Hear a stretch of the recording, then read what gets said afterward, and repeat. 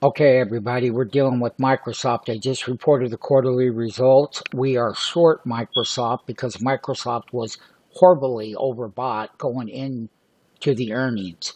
And we can see right here, it's all over the map. This is in the live trading room. Sign up with Tommy Trader.